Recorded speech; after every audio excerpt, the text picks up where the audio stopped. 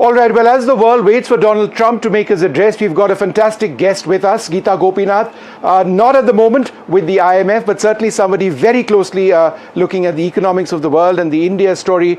But I suppose, Gita, the first question to ask you is Donald Trump. The world stands at a crossroads. Your thoughts? I think we are at multiple crossroads, and it's unclear which of them, which direction in which we will turn. So this is one of the situations where every speech is consequential, and in some ways maybe not as consequential as you think, because there will be big announcements. Whether those announcements truly stick by tomorrow, who knows? Yeah. I think all of this basically means that there's tremendous amounts of uncertainty. And yes, what is really quite...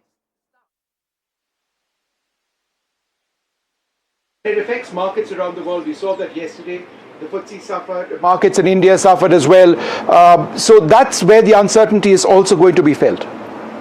You know, the one place that has not had a crisis in the last many years, despite pandemic, war in Europe, the Fed raising interest rates, was the markets. I mean, you had ups and downs, but the governments always came in to save the day. Central banks always came in to save the day. So that's the shoe that could drop, which is that we may be in a situation, given how stretched valuations are, all kinds of risky assets, look very stretched at this moment globally, that we could end up with triggering a correction of meaningful consequence. That's not just a up and down situation, but that keeps going down for a while. What does the potential end of NATO mean? It's huge. I mean, that would be the end of global security as we know it. The whole NATO alliance was critical to the post-Second World War order. And, if that were to disrupt and there were internal conflicts, I think, it's complicated. It feels like an unsafe world. So tariffs versus counter tariffs. Trump has said if you don't back my Greenland plans, there's 10% tariffs, it'll go up to 20%.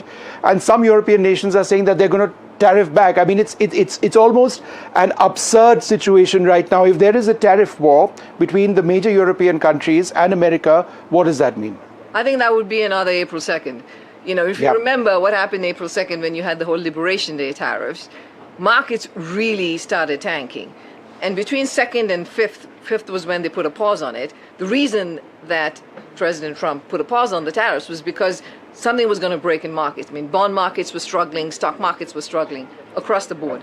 So if we were in a true tit-for-tat war between the US and all its allies, we would see another event like April 2nd. Now, the good news maybe is that would be a disciplining factor and would lead to a rollback, because that's what we've seen in the past. Yeah.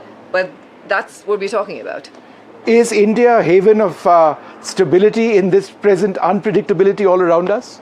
India is certainly doing well. I mean, its growth rate is supposed to be 7.3%. Yeah, it's gone up. It's been revised upwards, yeah. Exactly, by the IMF. I think that's very good. It's benefiting also from ongoing reforms in the country. Good weather, the monsoons help always with rural consumption. So I think that is certain. But India is not completely insulated from events that are happening externally. The tariffs that are now one of the highest being put on India right now, India's been able to divert a bunch of goods to other countries. That's not going to be, you cannot keep doing that for a very long time. So hopefully there will be a trade deal with the US too. Yeah. But to the extent that India has a very large domestic market, that helps insulate it to some extent. What about the big trade deal that we're getting with Europe quite soon? How is that significant for the Indian economy and the way forward, particularly since with America it's not yet happened? I think it's very meaningful on multiple levels, right? One is that what you see is many countries kind of following up and saying, okay, let's get the deal done after having worked on it for years and years and years, nothing having happened. So the European Union went and closed their trade deal with South America, Mercosur, which has been in the making for multiple years, and despite the fact that several of its members are still pushing back, it said, no, we have to get it done. So in that spirit, I think the European Union and India having a trade deal would also be a very strong signal of economic cooperation, of new alliances. And that's a sense in which this time is different from the 1920s and 30s, when you had, the Great Depression and everything that followed, was because at that time every country was just retaliating with tariffs against each other across the board. This time, it seems that countries say, no, we really can benefit from a predictable trading system. Yeah. So even if the US at this point doesn't want to play that game, the rest of us do. Absolutely. Geeta, great speaking to you. Thank you so much for being with us.